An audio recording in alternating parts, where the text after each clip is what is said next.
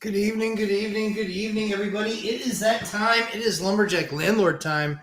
It's 9 p.m. on the East Coast. Kids' school conferences in the books, bedtime in the books. And now we're here to talk real estate.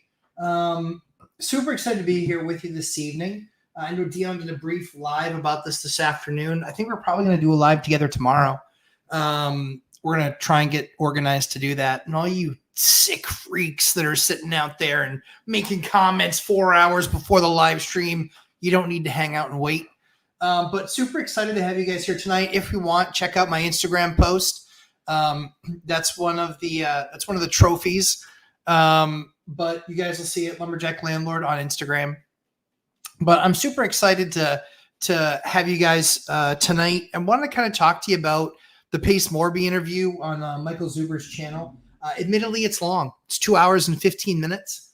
I think the first, I don't know. I'd say the first few minutes are kind of kick us off, and then Pace does a really good job. Kind of explaining kind of his ideas and positions on things, which I think is cool. I thought it was good for Zub to kind of let Pace talk. I don't know Pace that well. He does. And so it was interesting to get to know him. I didn't feel like that was going to end up being like put out broadcast. I knew it was going to be, so I don't mean to say that. I guess I mean to say that it was more like just kind of hanging around, having a conversation with somebody that I admire. But I like Pace. I think he's a smart guy. He's definitely a closer. He's an elite sales guy. You can tell. I think it was kind of funny when he said something of, I'm the best guy in that living room is one of the things that he said. And I mean, I do pretty well there too. He's got a lot more because that's his model. But I think, my biggest takeaway is kind of that time that we spent together. He said a couple of things, and one of them I brought up in the video, where he talked about, kind of that upper tier, that upper level of influencer, if you will.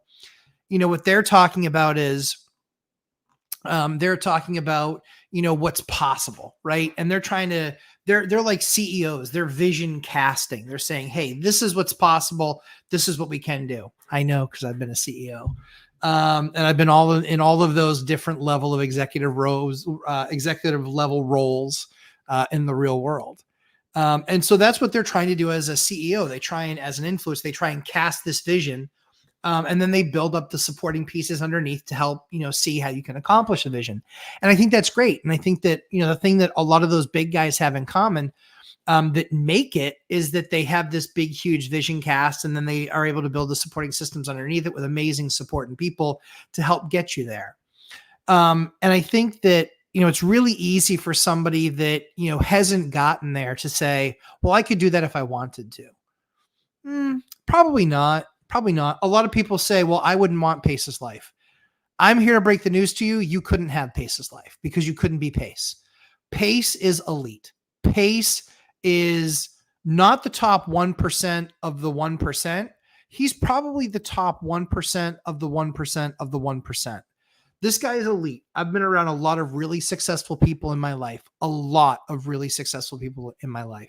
people that are worth hundreds of millions of dollars, even a couple that are worth billions of dollars. And I can tell you that his skill set blows me away. He is, and it's not to say that we agree on everything, but I think his skill set, you can just tell his skill set. If I had to go close somebody in their living room, I would bring Pace. I think I would be really good. I think it'd be closer than maybe he thinks, but he's still better. I think, so the takeaways that I had from that was, so A, super skilled, like elite at what he does, like top 1% of 1% of 1%.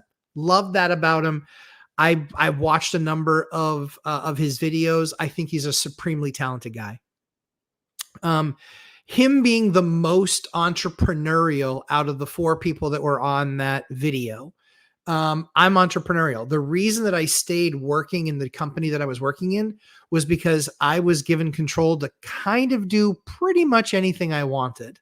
And so I was really the one that in the last, when I got out of the game and when I was going to leave that company for good, um, that was 12 years ago. And I got out of it because I said, you know what, I think I'm ready to go do something different and do something really entrepreneurial. And then when they called and asked me to come back, I said, all right, but these are the terms. And it was really basically letting me come back and be entrepreneurial and do kind of things the way that I wanted to do them.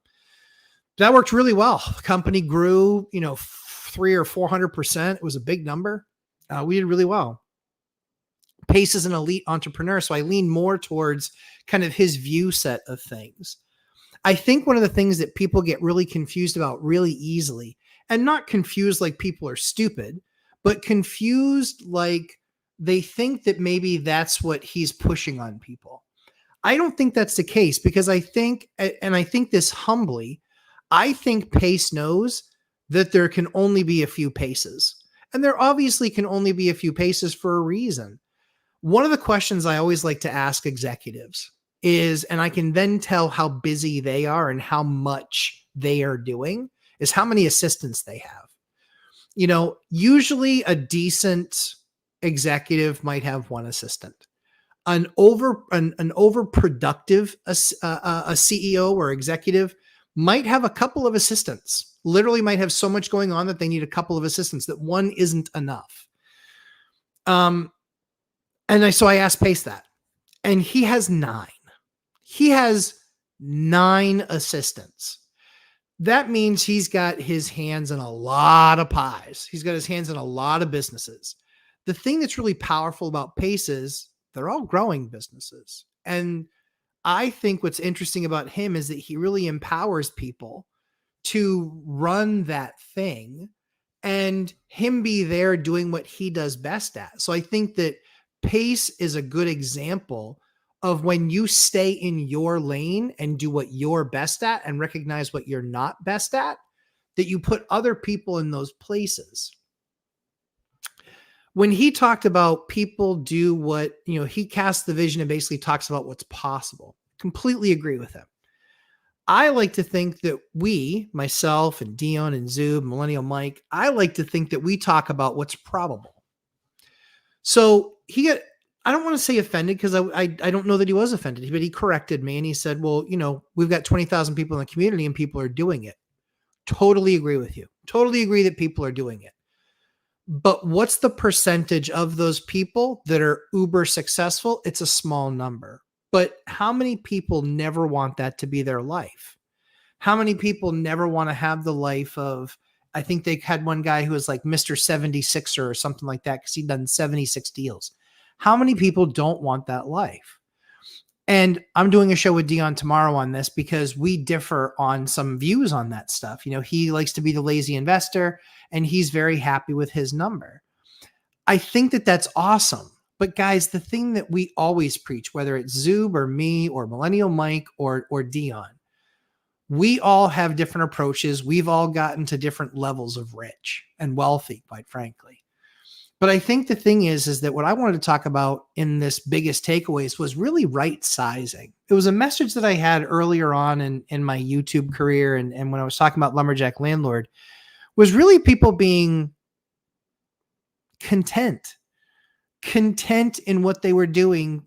So, and what I mean by that is contentment comes from being satisfied with, I'm thankful and gratitude. I'm thankful for being where I am. And I'm not much of a mindset guy, so forgive me on this. This was just a feeling.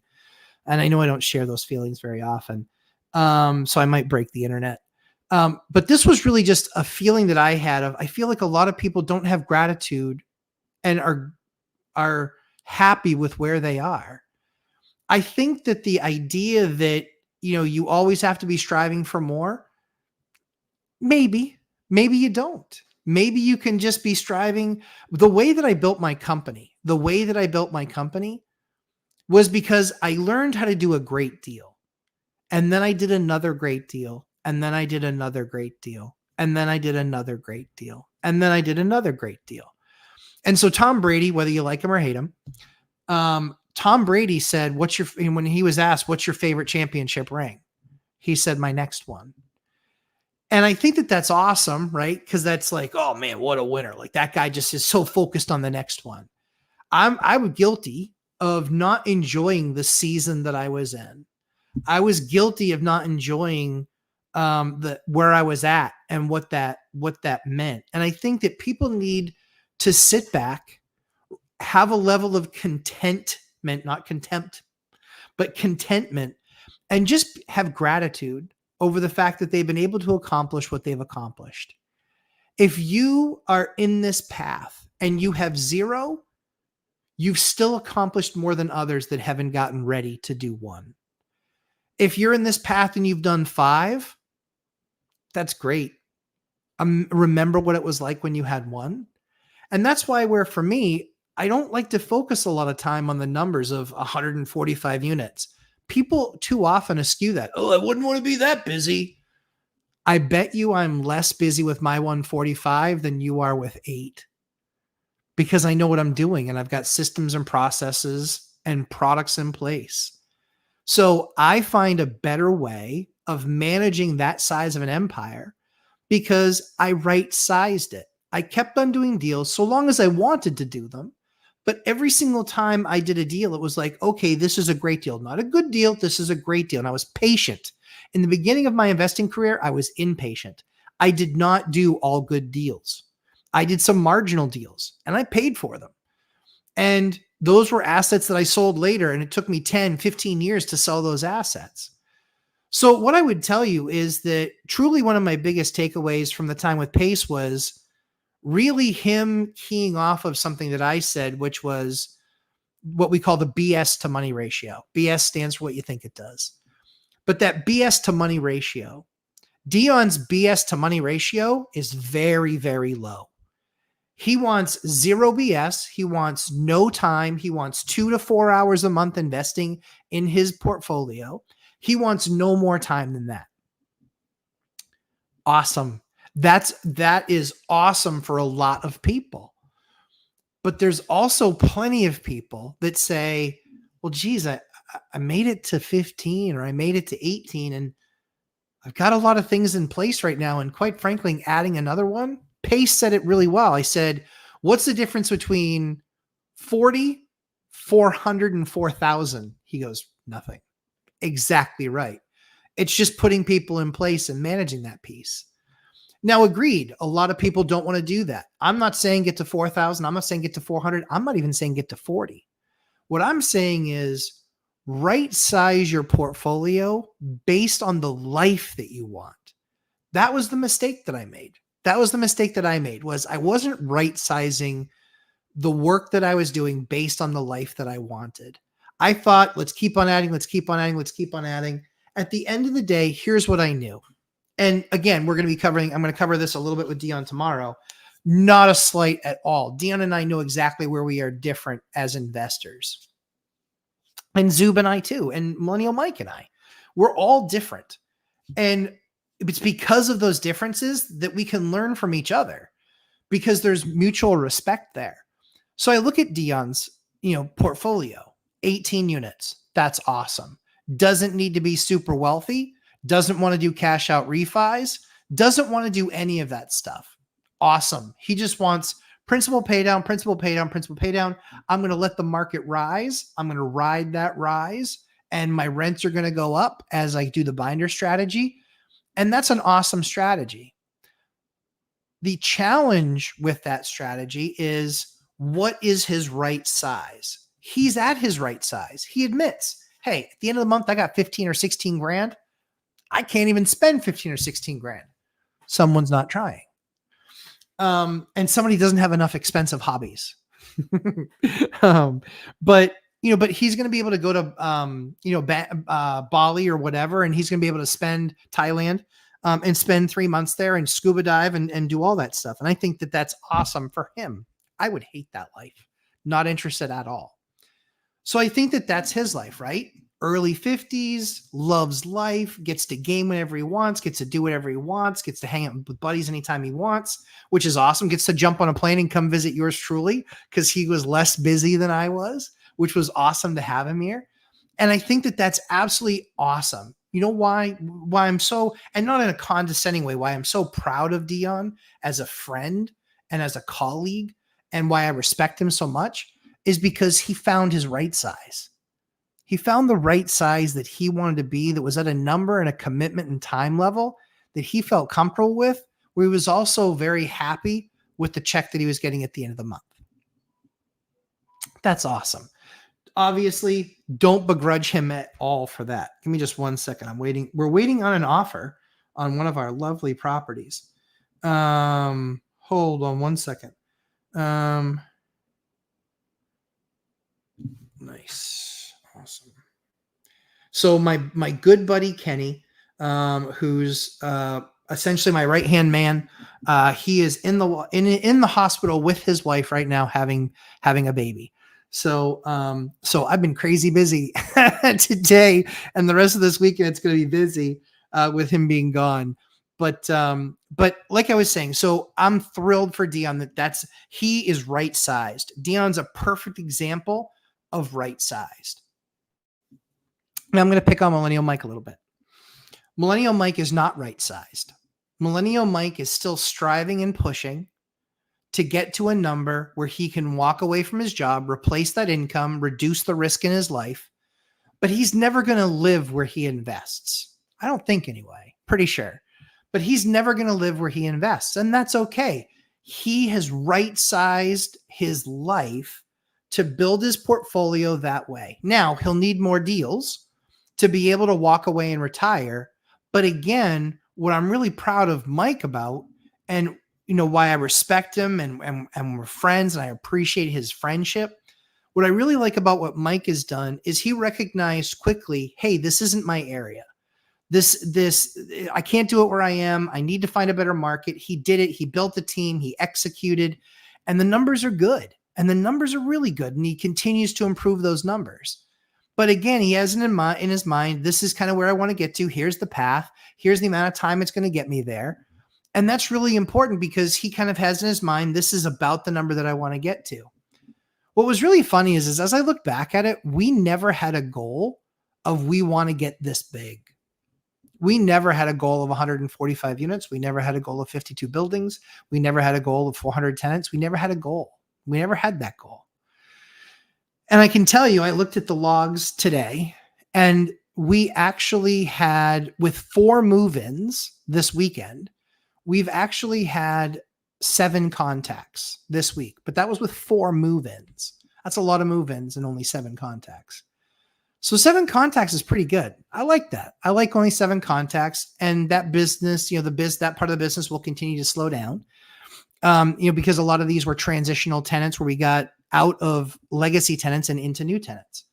So the thing that I would really encourage you guys with is think about right size. What's the life that you want?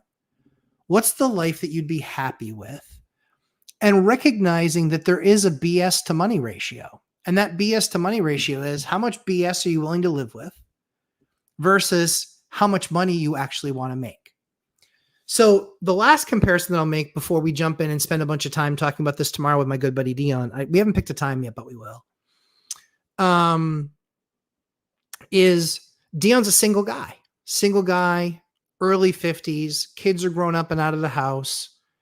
And he's got himself to think about, he's got himself to think about, and he house hacks, and the way that he house hacks is brilliant. It's exactly the way if I were his age and I don't mean that's not like Matt thinks he's so much older. No, he's like 6 years older than me, 7 years older than me.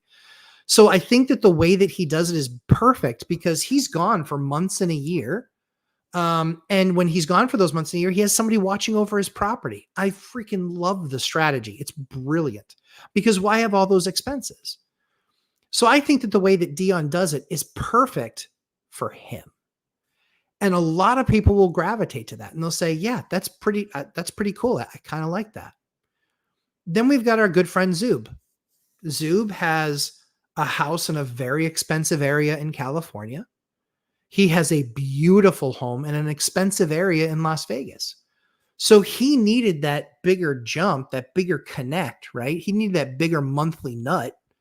He had to get to that bigger monthly nut for 3 reasons. 1, He wants to use a property manager that manages all of the bullshit that he doesn't have to deal with and maintain at any point.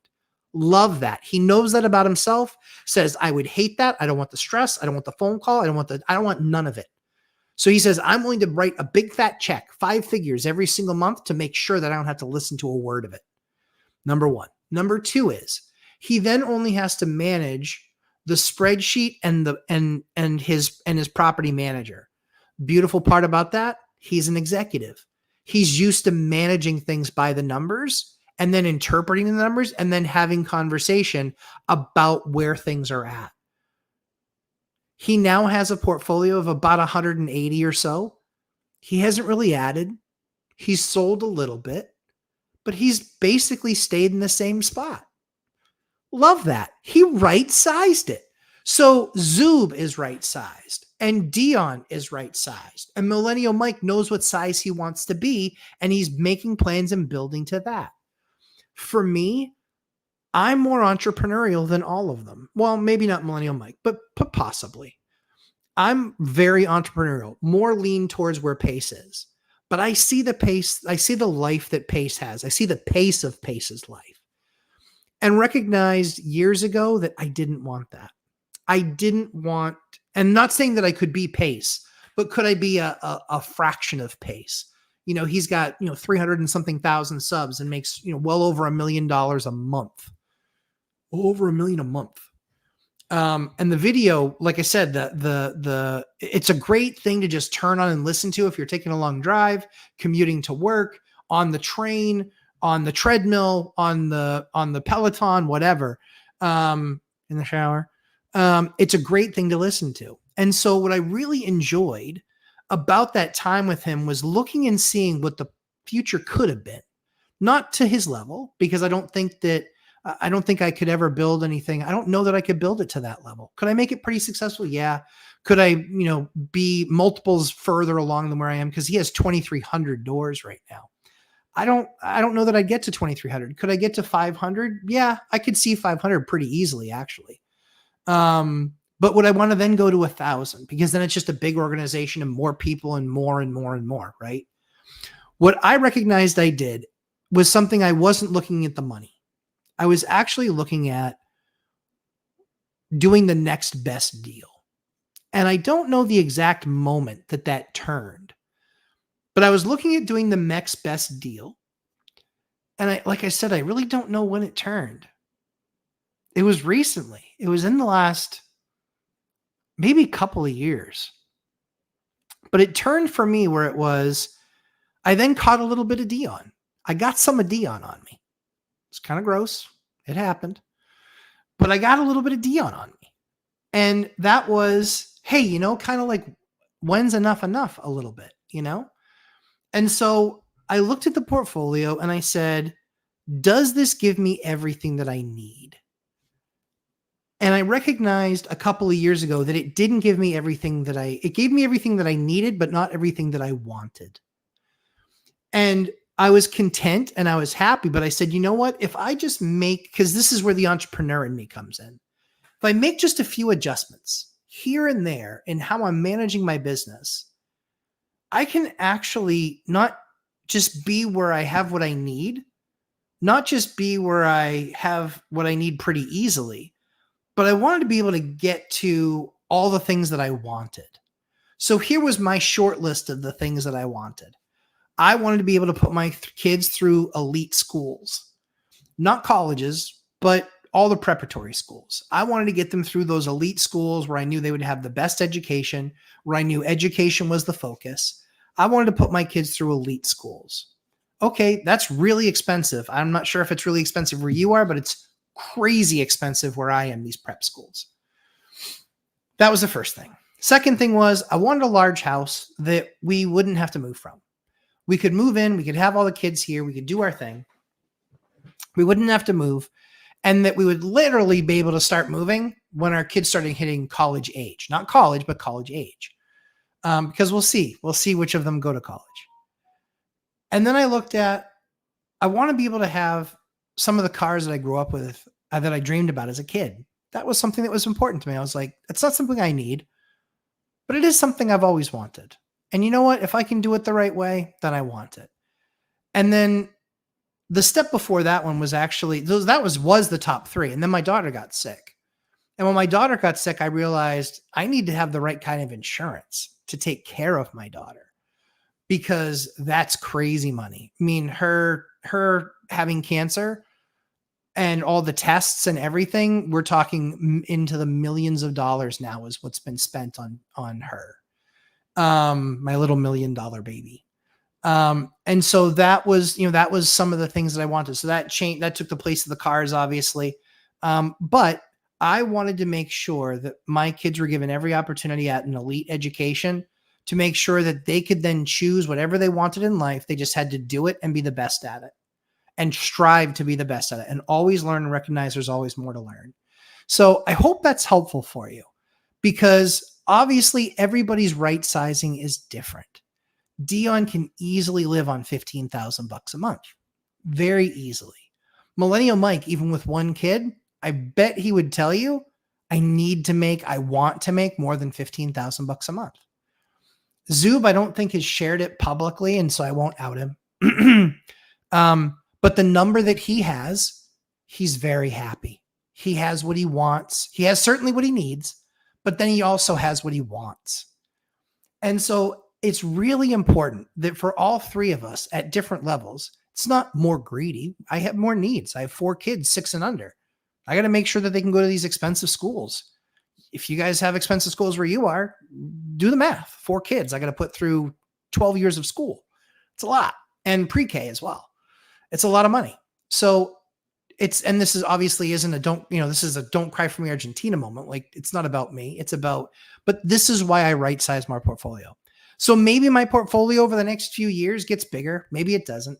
Maybe I spend more time teaching. Maybe I don't. But the thing that we really all want to talk about when we get to right sizing is that it gives you freedom. It gives you freedom to do what you choose. And that is the magic. That is the cure. The cure is being able to do what you'd like. That's real freedom. Real freedom is not having to think about over the weekend that you're stressing out about what's going to happen Monday at work. That's not it. So I would encourage you, really have a time of reflection. Look at your portfolio. Look at your plan for growth. You don't need to grow as fast as you think you do. You're not growing as slow as you think you are. You really need to just right size it. Right size it. Really understand the numbers. Really understand where you need to be, and then where you'd want to be. And you know what? It's okay to also figure out that maybe you don't like real estate investing and you kind of hate it and you don't want to do it and it stresses you out. Those are all okay answers too. So those are my takeaways from the pace time. Is I believe that he deals in what's possible. I like to deal in what's probable. And possible is awesome. And he's got a ton of people that are doing it now today, and it's possible. And he's made it possible with his amazing network, his amazing programs, his amazing courses. He's gotten it there. But I really believe that what we talk about on Thursday nights and what we talk about in our boot camps, what I talk about in the course, I believe that's really the probable. A lot more people can do that. A lot more people can house hack. A lot more people can invest in small multifamily. A lot more people can take this path and make it successful and not have to pour themselves all into something for decades. So hopefully that resonates with you. Sorry, bug. Hopefully that resonates with you, but let's jump in and get to some questions and answer some folks some stuff. I know you don't usually do that long of a monologue, but just felt like that was on my heart, and that's what I wanted to share with you guys. There's Dion. Oh my goodness, at 1:00 this afternoon. Every time you hit the like button, an angel gets its wings. That's awesome. Lavetta, thank you for the angel wings. Red Snap and Laura Samaniego and Oscar. Hi, guys. That was an interesting video to watch. I enjoyed it, but it felt like a monologue. Yeah, I think so. I think from that perspective, though, I enjoyed hearing from Pace, kind of how he felt about things. It's the first time I've ever done anything with Pace. I enjoyed it. He's the guy that I thought he was. He's really smart. He's really articulate. And I actually, call me crazy, I actually really enjoyed the time. I looked exhausted because my daughter's sick. So I was exhausted. But that last 25 minutes was some of the most fun I've ever had in a video. I really enjoyed him. And I watched his wife. I think his wife's name is Laura. I watched her when she was on Zoob's channel. I watched her every week. I watched a number of Pace's videos. So yeah. And you guys know me. I'm the first one to say, yeah, that guy sucks. But it's not how I felt about Pace. I really liked him. So, Levetta, Pace definitely doesn't have a lack of being a believer in himself. Levetta, I completely agree. I think the biggest issue with that though, is that why should he? At this point, all of the receipts are there. There's no reason for him not to believe in himself. There's no reason for him to believe. Like if that guy believed in the morning that he could fly, I kind of would want to see it because it might actually happen. And I don't mind that confidence because he's got receipts. I mind that stuff from the scammers and the crash bros who have no receipts. That's who I mind it from. Red Snap, Carolyn and Jim Stewart, Rochester. Hi, Matt. Rental applications are low quality in Rochester right now, and more rentals are added daily, but nothing seems to be moving. Any thoughts? Yeah, I think you guys took the course. I mean, there's a couple things that I would do. It's combination of three things. It's combination of time of year. It's combination of quality of tenant in the market, and it's and currently it's, and this is why I never invested in Rochester. This isn't a I told you so, because you probably weren't around. I don't invest in Rochester for a reason. Rochester is a city that spent decades trying to get over the hump. There are some developments that have gotten there. There's a lot that haven't. And when we go into a recession, you'll see a lot of that stuff slide back. The challenge is with the more expensive and the newer stuff is that people won't be able to afford that. And so then people are going to trade down. So I think you'll see a bump. However, the type of quality of tenant that you're getting now is probably lower. It's like I discussed a few weeks ago where I said it used to be 70% of tenants were complete junk and garbage and you didn't want to waste any time with them. And then 25% of them were actually decent. And you're like, yeah, this decent tenant, like this one will work. And maybe that wasn't 25%, maybe that was 15%. And then maybe you had another 10. Then you had another 10 that was like, oh, I love that tenant. Let's get that guy or that girl or that family. And then there was the top 5%, which is an 800 plus credit score, and they make 6x or 7x what they need to live there. And you're just like, you're going to be up my ass all the time. Not really interested. And what's changed is now 90% of those tenants are complete junk. 90% of tenants that are applying are complete junk. They're tenant retreads that have had multiple stops in multiple different places, and they're moving every 6 to 12 months. They're either getting evicted, and that's why the eviction thing now is just as important as it's ever been. I want to see the last 3 months of stubs where you paid your landlord. Oh, I paid in cash. I'm sorry. Don't believe you. We're not doing this. So those are my thoughts. Lavetta, I'm noticing that in Lubbock, Texas too, slow moving. Yeah, I think that you're going to continue to see that. You're going to continue to see slow moving. You're going to continue to see, in some cases, rent reductions. I've reduced a couple of my units it's a unique situation. So in the interest of full disclosure, I will share everything with you. I rented them to a company last year. Now they're not rented to a company. Now they're rented to market, but I rented them to the market for less than what I rented them to that company. I was providing more of a service to that company so I could justify the reduction. However, the reduction is less than Section 8 pays, but in my area, the Section 8 people that I'm getting are complete junk credit scores. They don't come anywhere close to the requirement. They don't make the multiple of what they need to on the bills that they're responsible for. And so I would rather take slightly less than market to rent to them than I would to rent to a market tenant than I would a Section 8 tenant. Because they don't qualify, and I would have to make an exception. Hold on 1 second. Let me just double check this. I want to make sure.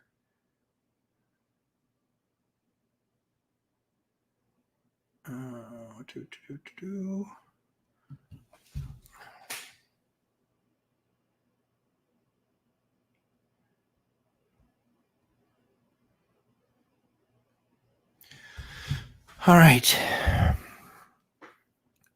Red Snap. Yes, I agree, Josh. Yep. Oh, wait. What, Josh? Oh, yeah, Josh. Yep. Yeah, I felt so too. Again, I'm a fan, so Maybe I'm broken. I know I'm broken. What are we talking about? Maybe.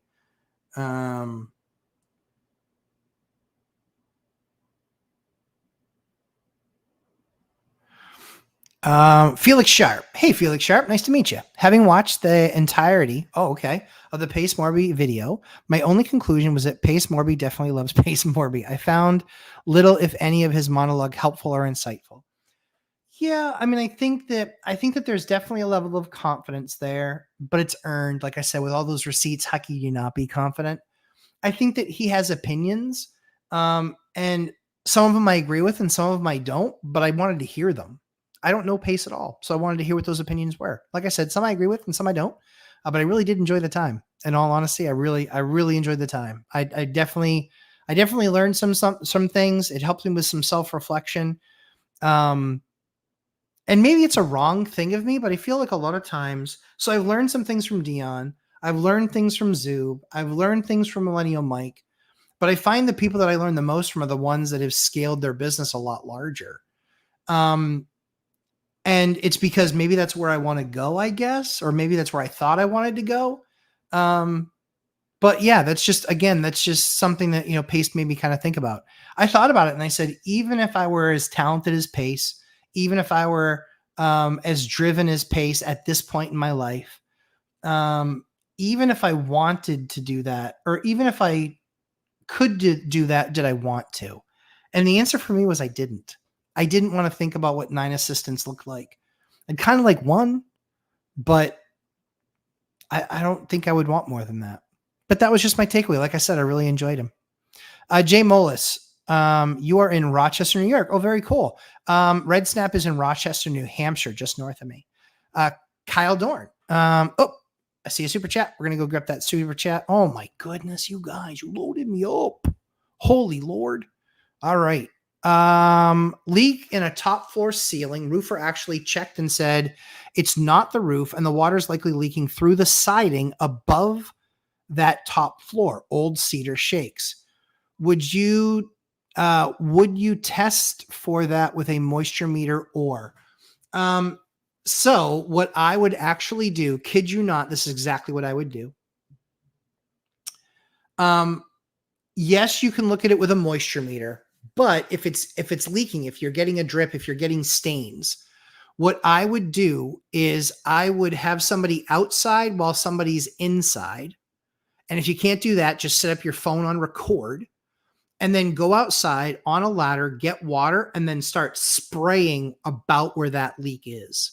That's how, I kid you not, that's how I find leaks.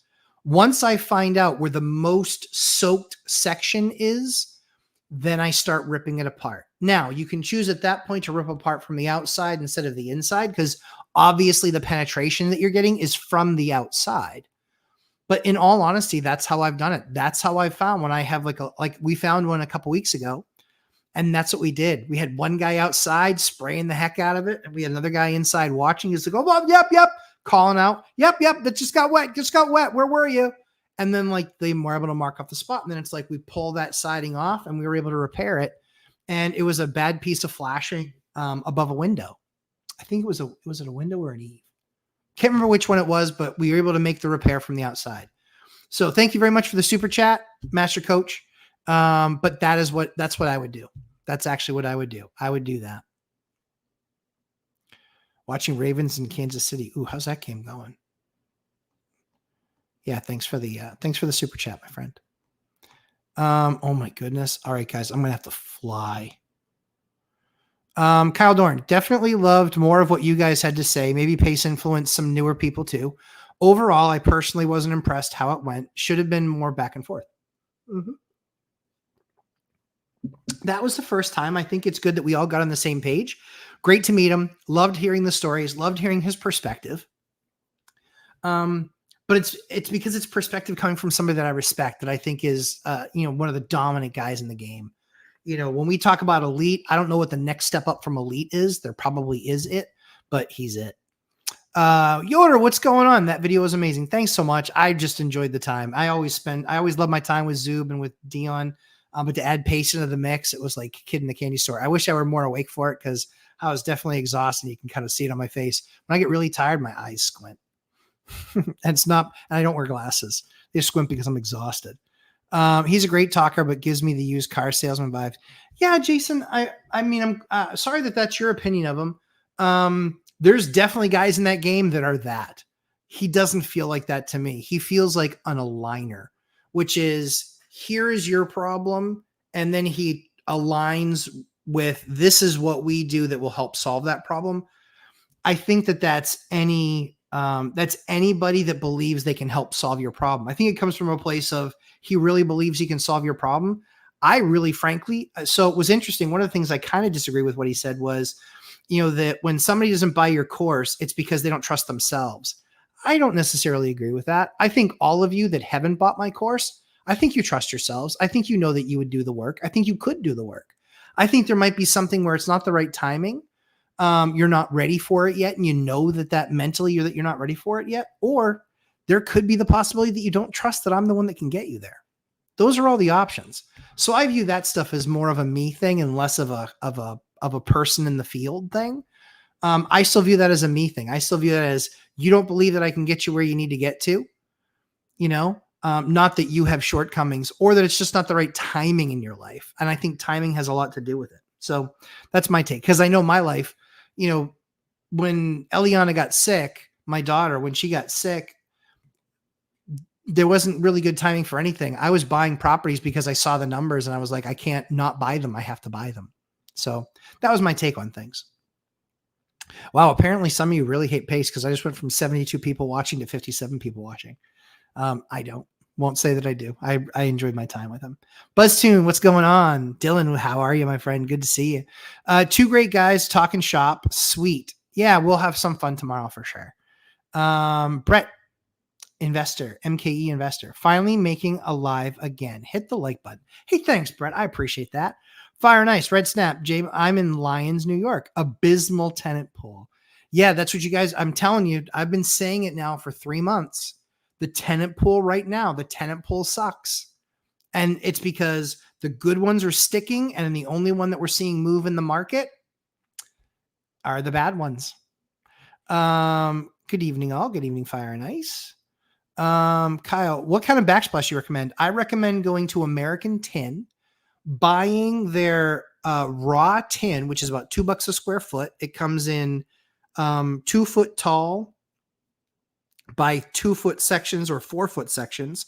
I recommend buying that, but you buy something that has 4-inch tiers, and then you basically cut the top tier off, and that's 6 inches. And that's the difference between 18 inches, your countertop, and the bottom of your cabinet. That should be the distance.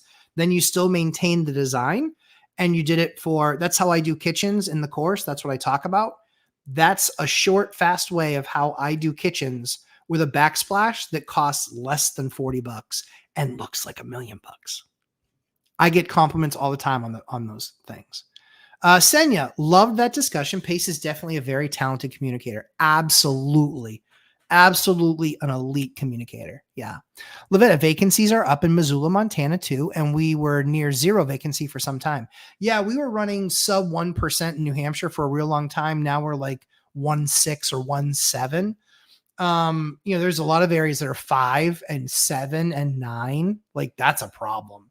But I'm not one of those guys who goes, well, it went from 0.9 to 1.7. It's almost doubled. You're not going to see that high level of or that low level of vacancy for an elongated period of time. That's just not how it works. It just isn't. And so there's ebbs and flows, but the idea of my course is you just have to outrun the person next to you. You don't have to outrun the bear. Everything that's designed in my course is to keep you ahead of your competition. That's the idea, guys. Whether you like it or not, you're in competition with the other landlords. Now, you can be frenemies. You can be friends with them and collaborative with them. All of that's fine. But I don't share my model with my market. I'm very specific out of market because I don't want people doing all the things that I do to gain me an advantage. I have an advantage over every small landlord in my area. I have an advantage over a lot of the big landlords in my area. But I've dialed this process in, and that's what helps me keep a sub 1% ratio. I'm sub 1%. Right now we have, out of our 145 units that are not under construction, We have 1 unit available. Just one. And I don't know. We had a bunch of showings today, so it might be gone already. Give yourself a raise. I love working with Pace's community. I am lucky enough to spend a day with Pace and 7 other investors October 17th at Pace's Arizona place. Can't wait. Man, good for you. That's going to be awesome. Tell him Lumberjack says hi and that I really enjoyed the time. I don't know if I'll ever talk to him again, but tell him I enjoyed the time. I really did enjoy it. I would appreciate that if you did. Because I think it's important for our community to keep on working with each other. Dylan McMahon, how long does it usually take after a recession for things to get back to normal? It ranges. It's very hyper local. Fresno, California took years. It took years. It took like 7 or 8 years. Some places bounced back in 3 years. Other places, it took 14 years. 14 years. It took that long. In 2005 or 2006, I bought a triplex in Manchester, New Hampshire. In 2017, I sold it for exactly the same price I bought it for, or maybe $3,000 more. It was negligible. But do the math. It was like 05, 06 to like 2017, 2018. So 12 years, 13 years it took to just get back to that number. That's how crazy it was. Michael Diaz, howdy. Good to have you here. Hey, Hyder, good to see you. Kyle Dorn, do you have any openings for the boot camp? I think one. I think there's literally one left. Is it possible to get the Lumberjack kitchen set up? Yep, it is. We're just back to doing kitchens now. Chris Culp. I talked to the guy today, and I actually have an appointment for you next week. Just let me know what day you want to do it, Chris, if you're watching. If not, I'll send you an email. I actually talked to him tonight. I finally got a call back. Give me 1 second. I'll tell you what time he called. 3:58. 3:58 is when he called me back today. So, yep. I'm horrible at getting back to people when I don't have an update, but when I have an update, I always get back to people. Pace said we should only be on YouTube for 30 days. Where's the loyalty? I know, right? I think that's fine. I think that, does that have to do with sub 2 and recognizing that at that point you've kind of learned that? Maybe. I think so. I think if you watch Pace really hard, watched every piece of content that he came out with, went to as many different of the meetups as you possibly could, you could probably really learn a lot of what you needed to about sub 2 in 30 days. But that's where I spend my time, is I spend my time in the management of it.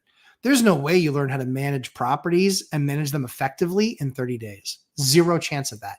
You need systems, you need processes, you need understanding of the market, you need understanding of the products. You can't get that in 30 days. But at that point, do you need to then go to my course in my boot camp? Maybe, yeah. If you want to, I call the course in the boot camp a success accelerator. That's what it is. It's a success accelerator. It's being able to get brain dumped all of this information, get through it as quickly as you can, with as much paying attention as you can. Dylan's gone through the course 4 times. Chester's gone through the course 4 times. There's a bunch of people that have gone through the course 2, 3, and 4 times.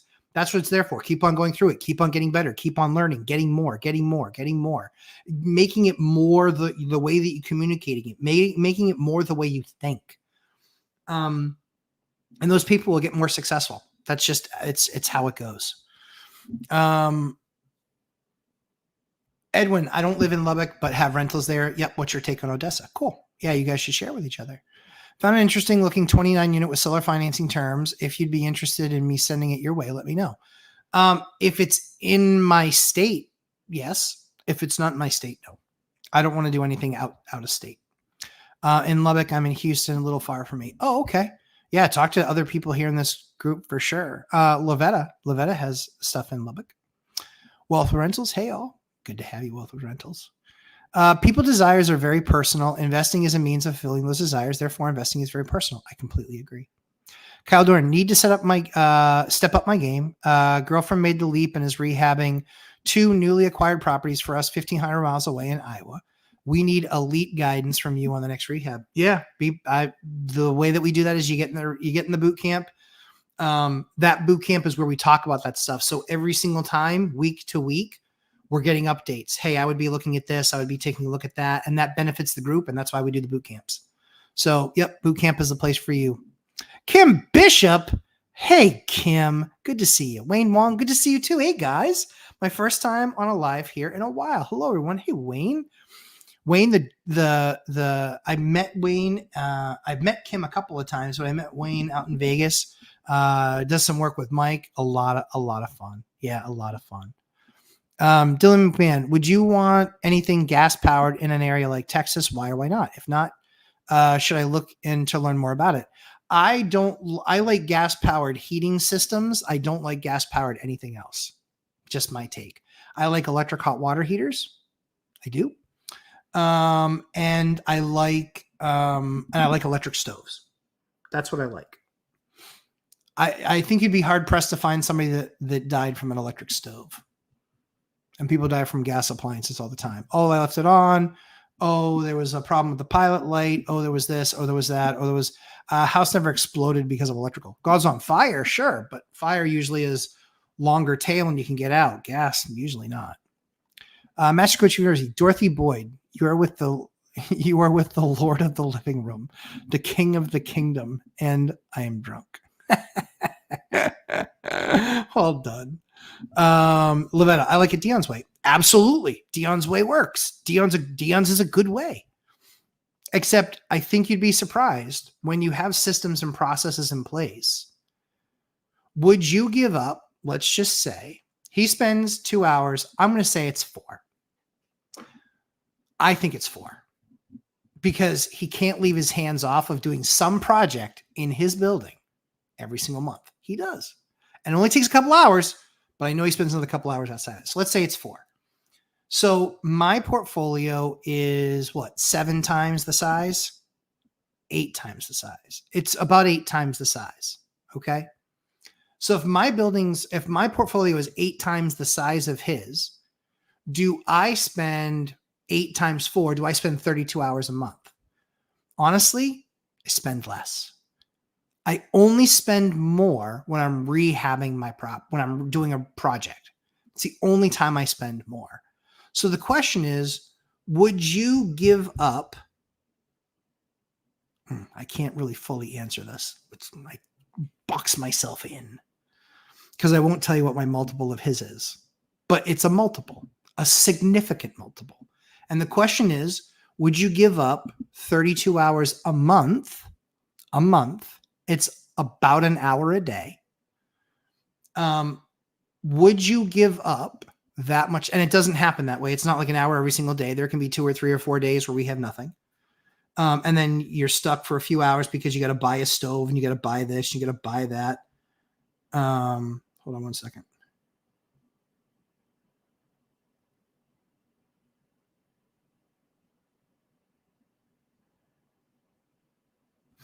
Sorry, update from my guy with his wife having a baby.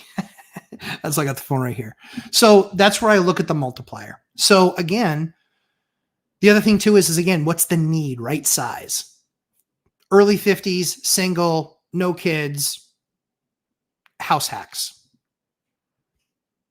Late 40s, married, 4 kids, wife doesn't work except for in our business, 4 kids, all school age, house for them, can't house hack.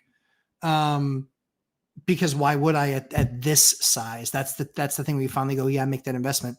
And I really like expensive things. And I have collections of things that are expensive.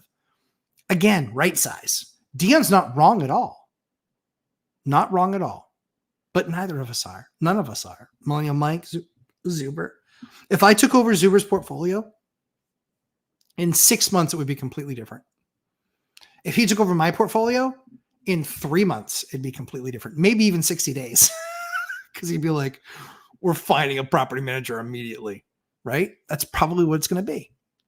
The Yoder, smash the like button. Thank you, Yoder. I appreciate you. Yeah, Kim and Wayne are here. Fantastic. Name that movie. I had it in my head because I remembered exactly.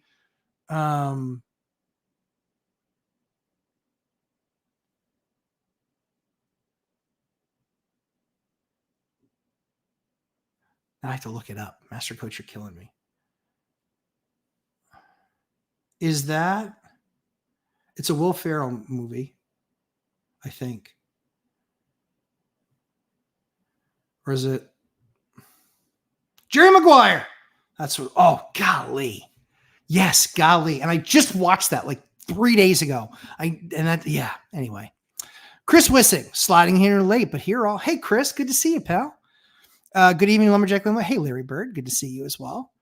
Depends on your age as well. Under 50, you can go like gangbusters. Getting into the game late in life, you want less static. Yeah, I completely agree with that. And that's, again, Dion's been doing it for 12 years. I've been doing it for a whole decade more. Dion hasn't gone through a recession yet. He will. I've been through 2. They make things different. They make you tweak your business. I don't know if he'll need to tweak his business. He was really smart about it. He was really smart about his business. And he's built a decent portfolio of diversity. So I don't know that he'll necessarily go through it. Maybe it's bulletproof. You guys hear me talk about bulletproof portfolios. But if you've never been through a recession before, pucker up, Buttercup. Not to Dion, to everyone. If you've never been in a recession before, pucker up, Buttercup. They suck and they're brutal and they are not fun at all. And we haven't had a recession for legitimate recession where it was long lasting for 14 years. Whether you believe the numbers now or don't, everybody is struggling. Everybody is struggling right now. It's a fact. It's exactly what I said was going to happen by the end of the year is happening. No real jobs being added. Lots of layoffs happening. The economy is starting to look like it's puking on itself. The Fed's going to absolutely have to do something. And you know what? If they do 25 basis points, that market is going to tank that day. Guys, 25 basis points is not the problem. It just isn't. Banks are going to have to shrink their margin. There's a lot of banks that are in trouble right now. Fact. Just a fact. Native to Earth. It was a great interview, but Pace talked forever, especially that second point. He talked a long time on both points. But like I said, I've never met him before. I've never spent any time with him, so I actually did enjoy it. Yes, great point, fire and ice. Yes, absolutely. Yeah, it's the BS to money ratio, guys. BS to money ratio. That's what that is. Less static, BS to money ratio. Here's an example. For 7 calls a week, I would want to make $10,000, right? As an example. Or $5,000. Or I would rather make $5,000 at 0 calls a week than at 10,000 get 7. But what happens if that number is 20,000 for 7 calls? Are you willing to take the 7 calls then in a week? This is what I'm talking about. That's the BS to money ratio. What are the number of phone calls and issues that you're willing to manage and handle? And by the way, if you take my course, I teach you how to get that number to almost 0. Guys, 7 phone calls from 4 move-ins plus all of our maintenance calls all week long, 7. That's it. And I can tell you, out of those 7, all 4 new move-ins were 4 of those 7. We had 3 regular maintenance tenants outside that. And it was with projects going on. So it's the BS to money ratio for sure. Big Hill, good to see you. Wandering Doc, hey man, how you doing? Good to see you here. Roldan, great evening to all. Hello. I have reached my 19th hole for now. Good for you, Roldan. I love hearing that. My good friend just had his first baby this morning. Congratulations, Tim. That's awesome. Send him a good gift. You make plenty of money. Good evening, Roldan. Yeah, good to see you guys. Good to see you. Dylan, you mentioned in the last live you want a cash flow of 20%. Is the 20% based on down payment and renovations of money left in a deal after refinance? Yeah, the 20% is whatever capital I have in the deal. I want to make 20% on my capital. Yes. Jason Garcia, what's up, Lumberjack? My question is regarding portfolio loans. Do you need 4+ properties or 4+ mortgages? Example, 3 properties, but one of them has a mortgage and a HELOC. For a portfolio loan, it is completely dependent on the bank if you're talking with banks. I bumped what I was going to talk about tonight because we did the Pace Morby interview and the biggest takeaways, and I wanted to share that with you guys, what was fresh in my head. I don't have a problem like Dion, but it's not as bad, but it's an issue. So I didn't want to forget that stuff. But Portfolios are really up to the bank. The bank looks at it and says, this is something we want to carry the paper on, so we'll give you favorable terms. The reason that they do that is because usually of what the rate is. If they're lending out at 7, but they've got a bunch of money in deposits coming in and they're only paying 1% on that because it's in a normal account, not in a money market account or some special account like a CD or something like that. If they're doing it that way, that's the potential for where they will do something like that. So, oh my goodness, that guy just ended. Holy Toledo. So that's how that's worked. So it's not a number per se. It's really what the bank wants to do and what they're willing to accomplish. Channel 6 San Diego, good evening. Good to see you here. Dion has a very efficient portfolio for Dion. Exactly right. Exactly right. That's 1,000% right.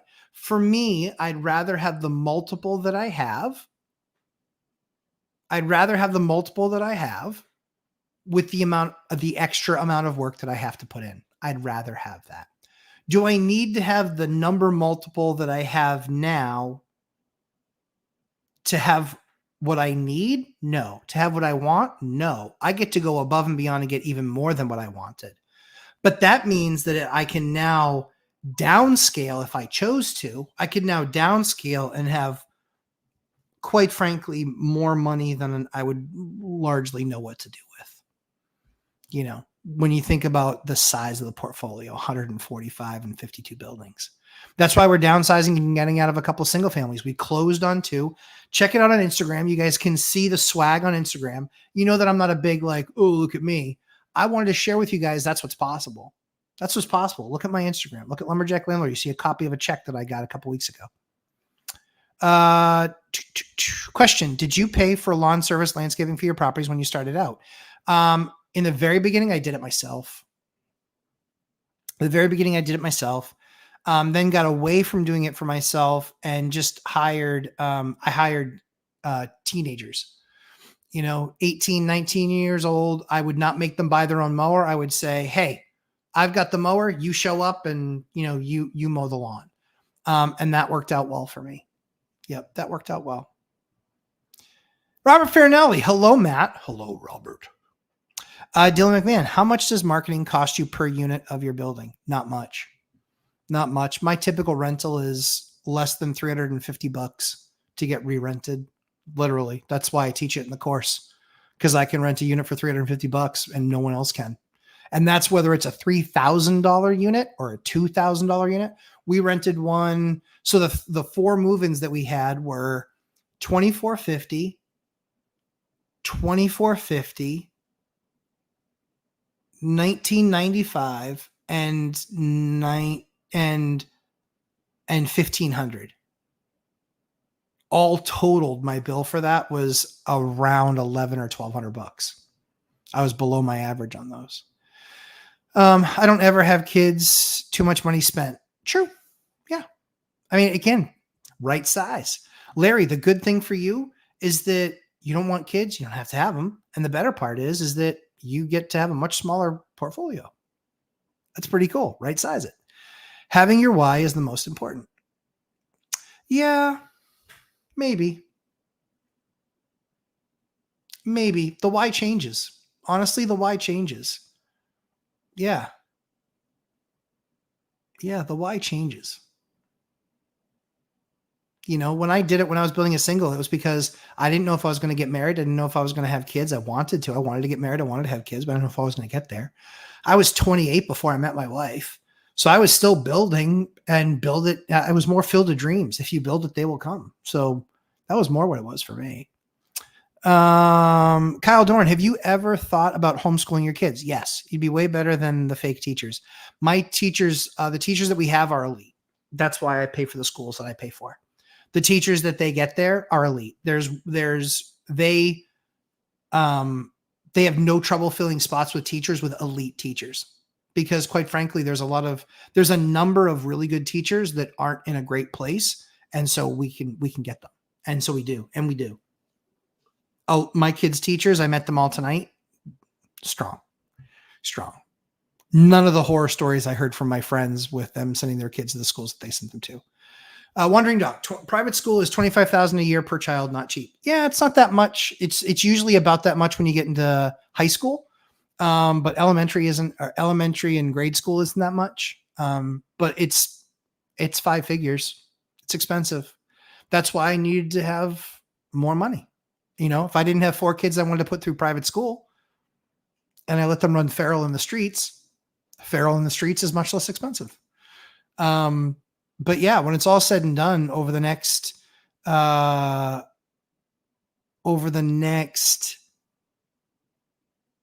years, they'll have, I don't know, geez.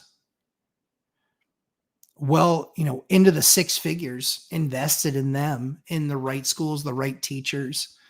And these aren't like boarding schools, drop your kid off and let them figure it out. These are highly engaged. You have to literally, you have to get accepted into the school, and it's a lot. But we picked the right school for our kids, and we're happy about it, but that is expensive. Yes, Chris Culp. I'm not sure if you heard my answer. I'll see it later on down, but yeah, you're good. Yep. You'll see it. But yeah, we're good for next week. Just let me know some times that work for next week and we'll set it up. But yeah, he's good. Hope y'all collaborate more. Pace and the 3 amigos. Yeah, Dan, great. Thanks for saying so. I would love to. I enjoyed the time. I know that there's more that I can learn from him. But yeah, I would love to. Robert Finelli, trying to think of the best option. I do get if I do get priced out. If I don't buy one a year, I will probably be old, crippled, and dead before I reach FI. Robert, you're putting way too much pressure on it. Let the market come to you. Be prepared. Be prepared for the correction.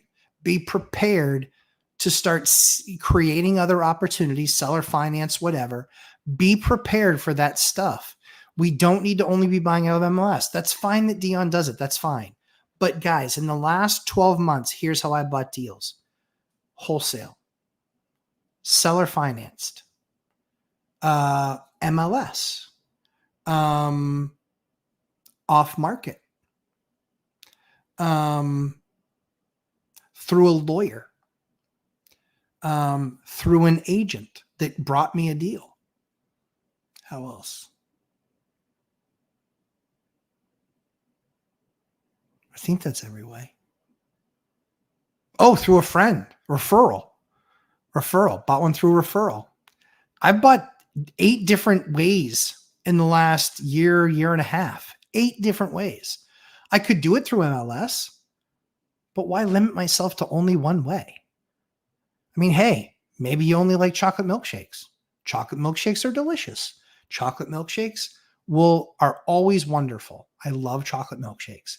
But sometimes I like strawberry. Sometimes I like butternut crunch. Sometimes I like heavenly hash. And I get all those options. And so I would just not limit myself to one type. That's all. I like having multiple cars too. I have multiple cars. Depends on what I want to try and do. I got a 1-ton truck. I got my Denali. I've got a Hummer. And I've got my wife's minivan. I got 4 cars that I can drive. Because depending on what I'm trying to do, I can go do any of those things I want to do. Cost per unit escalating above 300. Robert is the Robert, cost per unit. Oh yeah, it's not above 300. No, not in Manchester. No way. Christopher Ramsey. Hey, Christopher. That convo was great. Hopefully a few more over the next 12 months. Yeah, I would love to. Like I said, really enjoyed the time. I noticed Pace spoke in absolutes. He said several times that the 3 of you would never. Quite a bit of a presumption, in my opinion. Agreed. Yes, I agree. He did. Yep. Didn't bother me. It's okay. Over time, we'll get to know each other better, and you'll see that probably 6 out of the 8 things that said I would never, 6 out of the 8 things he's probably wrong on. Because I think 4 of the 8 I've already done. But again, that's okay. Yeah. I mean, it comes from a guy that I really respect. So I give him a lot more leeway than I would from some, clown. The guy's not that. So, that's why I liked it. Let's see. I'm sure Pace has a good heart, but he seemed a bit arrogant and not concerned with speaking accurately. I could be totally wrong. So I think that I don't know. You'd have to ask him that. I don't feel like he came across as arrogant, because maybe that's something I deal with. I think he came across as supremely confident and a guy with receipts. So that's how I took a lot of that stuff. I don't think anything that he said, some things were maybe presumptuous. But I think that's the process of getting to know somebody. That's somebody that I like, I enjoy. They're entertaining. They're smart. They've got the receipts. If that were coming from some jackass in the crasher community, I'd be like, dude, shut up. You don't know me at all. And you've not accomplished anything. Pace isn't that dude. Pace has accomplished more than I ever will in my career when it comes to real estate investing, because I never want to do that. I don't want 9 assistants. I might like 1, but not 9. Let's see. Thanks, MCU, Robert Fairley and Chris talking. Kyle Dorn. Yes, your tip on 3 months document proof of rent being paid is number 1 or 2 musts for me. It has saved me over a dozen times. Kyle Dorn, thank you for saying that. Guys, listen to what Kyle says, taking the course. This is one of the things that we talk about all the time. Now is more important than ever. Section 8 included. I want to see proof that you paid your landlord those last 3 months. I want to see it. If it's cash, I don't believe you. I don't believe you. I want to see proof. I want to see it coming out of your account. I want to see a check. I want to see something that's documented. Yeah. I want to see that. And then I want to see that it was close to what you're paying. So here's an example. 2 couples, we just had move into one of our places. Boyfriend, girlfriend. These guys were paying $1,750 a month. These guys were living at home with their parents. They were mid-20s. These guys said, hey, this place is 3 bedrooms, but it's a large 3-bedroom. You guys can live upstairs. We can live downstairs, basically, because there's a bedroom downstairs. They're like, let's do it this way. That's what they did. They moved into a place, $2,450 a month. So this guy goes from $1,750 a month to $1,225 a month. He just saved over $500 a month on just his rent. And now he's splitting all the utilities down the middle. So he's saving about $850, $900 a month.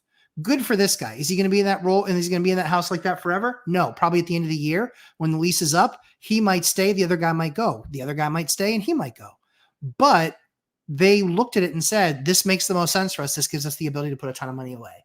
Smart. Wealth building journey, catching up on 2x speed. All good. Man, sometimes when I talk in 2x speed, add it all in, it's crazy. Autumn Rankin. My thing is I don't want to raise money. I don't want the big group of employees. Totally get it. Yeah, totally get it. I don't want that either. That's why I didn't do it. I've been offered to do syndication. Not interested. No, thank you. I love you guys. You guys are my people, right? You guys are my people. When we're at the event, I'm going to shake every single one of your hands without a doubt. And you guys I don't know why you want a picture of me, but if you do, I'm happy to cozy up and have somebody take a picture. I'm all about it. Because I want those memories too. And then I want you to share it and tag me and all that stuff. Because I suck at taking pictures. So I'd love to have those with you guys. You guys are my people. I would not ever want to do business with you because I suck with partners. I'm just garbage at it. I know what works. I know the way I want to do it. And I don't want to be responsible for anybody else's money. If I fail, it's all on me. That's it. Robert, your doors are 2 inches short. On a serious note, 3-panel Craftsman solid core doors from LaValle Middleton. All of them are 3078. You can order a different size slab. You can. They make them. They do. They make them. You can get 3080s. You can get 3280s. You can get 3680s. You can get 36. I've gotten 2478s. You can go down to a 76 if you need to. You can also custom order a slab because they make them. So you can get them any size. But the generally available ones, 3078, 3278, 3678, and then 30, 32, and 3680s. Those are your normal sizes. Master Coach University. In another quad, we have moisture problems in the upstairs units. Moisture dripping from a breaker box, outlets, 2 walls. Number 2, walls, doors, outlets, flexing, warping. 2, dripping AC vents, mildew on walls near openings. That's definitely a massive moisture problem. Thinking hot humid days interacting with cool interior space is causing this. Yes. Do we need attic insulation, vapor barrier? Yes. Seal walls, outlets, cracks, a new thermostat, check AC, optimize attic ventilation. First person I talked to there is I talked to an insulation expert. That's the first person I talked to. Yep. That's what I would do. Yep. Insulation expert. That's what I would do. That's the smart move. Channel 6 San Diego. I listened to the whole Pace interview. I have my hands full with the amigos. No need to change direction now. Humbled. Thank you. But always happy I'm always happy to learn, and I know I can learn from Pace. Nick D. I met Pace in person last week at Limitless in Dallas and can tell you he's a top-notch solid dude. I agree with you. I also know some of the top people in his community, so they're super helpful. Yeah, I agree with that. I know a few of the names that he mentioned. I've seen them do their lives and their podcasts. I totally agree with you. You know, guys, winners surround themselves by winners. That's not a mistake. You know, the people that we have in our company, they're winners. And if they're not, they don't last. It's that simple. If they're not, they don't last. Autumn, what a fabulous idea. Which part's the fabulous idea?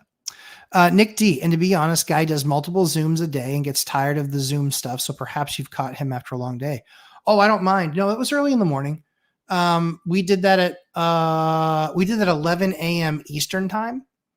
And so, yeah, it was 11 a.m. Eastern time. And so it was 8 or 9 a.m. his time, right around there. I didn't feel bad about anything that was happening in the interview. I liked listening to him. I wanted to learn more about him. And I wanted to learn more about him, not from something he was saying to a bunch of other people. We were having a conversation, or at least I was able to sit there and listen to what he had to say. I liked learning. I liked learning how he felt about certain things in the market and other YouTubers and his, just what he had to say. I enjoyed the time. Will do. Oh, thank you very much. Yeah. Saying hi to Pace. I really appreciate that. Yeah. It means a lot to me.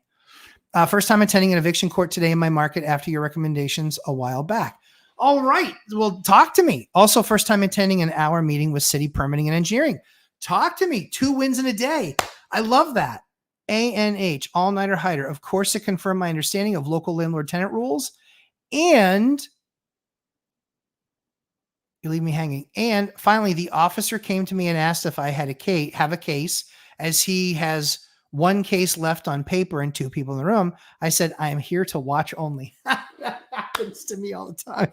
It happens to me. I had the judge. Here's where you know you've gone to court too many times watching. I've had cases before her 10 times, 12 times. We had all of our ERAP tenants with her, which was maybe 10 times we had in front of her. And then we had 2 subsequently, maybe 3 subsequently. And she looks at me and she says, do you have a case here today? And I said, no, Your Honor. She goes, oh. I said, I'm just here to observe. Oh, very well. I got called up from the bench. That was weird. All right. What else did I miss when I got in here? Did you learn anything in court today? I am a nerd that loves to sit in court. Yeah, you and me both. Wicked nerd. Yep. 2 wins in a day. Love that. Where do I go to sign up for the boot camp? Just go right to the webpage, Lumberjack Landlord on YouTube. And then if you already have the course, you should be able to just upgrade and purchase just the boot camp. If I sign up for the boot camp, is it possible to get the kitchen set up in 2 to 3 weeks? Oh, yeah. We're starting the boot camp. Oh, I haven't made that announcement yet. Oh, my goodness. Thank you so much, Caldorn. We are starting the boot camp the week of, and I say the week of because the poll goes out tomorrow. I talked to marketing today. We are starting the boot camp the week of the 16th. We haven't picked the date. or pick the day and time yet. That's going to be up to you guys. Majority rules. So we haven't picked the day and time yet, but it's going to be the week of the 16th. So at the very worst, it will be on the 21st, which is a Saturday. At the very best, it would be one of the nights that week. But again, majority rules. You guys get to pick the date. I work my schedule to you. I can't do it to all of y'all, but I do it to the majority. So yeah, not a problem, Kyle. No problem. Yep. 2 to 3 weeks. No issue. Yep. You can get with a designer once you're in the boot camp. You can get with the designer. He can, and you give him the measurements. He can design whatever you need, and then get it ordered and all that stuff. We're all back engaged with the designer. Yep. Yeah, that is elite. That's awesome. Laura Samanigo, both of my tenants duplex renewed their lease, one in August and the other in September. Good for you. That's awesome. That is awesome. Okay, cool. Cool. I'm open anytime next Thursday. Yep, sure. Chris, if you're still watching, yeah, next Thursday's fine. Dion, LOL. Some months it's 6, most it's 30 minutes. 2 is the average. Dion, stop. That's not true. Dion, I'm going to Dwight Schrute you. Dwight Schrute you. Jim Dwight Schrute you. Dion doesn't know what that means because he never watched The Office. All nighter hider. The deputies always look at me cross-eyed when I'm just observing. They can't imagine somebody would want to spend their time there. I know, right? But how much do you guys learn? How much do you guys learn about how our process actually works? Not book, but practice. Practice watching it. And you can tell very quickly the good ones, the good attorneys from the bad attorneys. You can tell very, very quickly. I'm like, holy crap, look at this guy, right? And he comes in $5,000 suit and he gets up there. I'm like, holy cow, he sucks. He's going to get annihilated. Thank God he's got a beautiful suit. I bet he has a really nice office building too, but man, he sucks. Still about 15 minutes behind, catching up on 2x speed. Cool. Kim Bishop, struggling with my next purchase, either get a multifamily house hack, so I'm not paying for an apartment, but it's in California because of these golden handcuffs. Yes. Or buy in Bend, Oregon, where I already have a network in my single family home. That is the challenge. That's the challenge. That is the toughest thing to look at for sure. That is and I don't know that you have an answer because again, that comes down to you. That's the right sizing portion. It's not just the size and number of rentals. It's the right sizing portion of it. It is, do I want to be there? Do I want to expand there? Do I want to expand somewhere else? It's all of those things. Wayne Wan, the network certainly makes a difference. It's a huge difference. All-nighter recessions have been getting more frequent, but shorter lived. Kind of reminds me of a volcano about to erupt. So that's true. We did have a recession. It was 2 quarters. That's by the book, how it's defined. And then we popped out of it. But do we really all believe the numbers that we have? It's hard to say. But it feels like a recession. And we're going to see it. We're going to see it in the next few months. We're going to absolutely see it next year. Absolutely see it next year. I don't know how we don't. Just me. I just don't know how we don't. But that's just me. And here's the thing, rubber mouth where my money is, where the rubber meets the road. I believe that single family houses are going to go down in price. So what am I doing? I'm selling my single family houses. That's what I did. Sold one, sold another. That was a duplex though. It was a unique opportunity. And selling 2 more singles. I have one on the market now. We're waiting for an offer. Singles, selling. This is why I keep on saying the course is effective equivalent of literal gold. Matt is right. The more reps of the course you take, the more info you absorb. Chester, I totally agree. You and Dylan are the most diligent at taking the course. You guys have taken it at least 4 times each.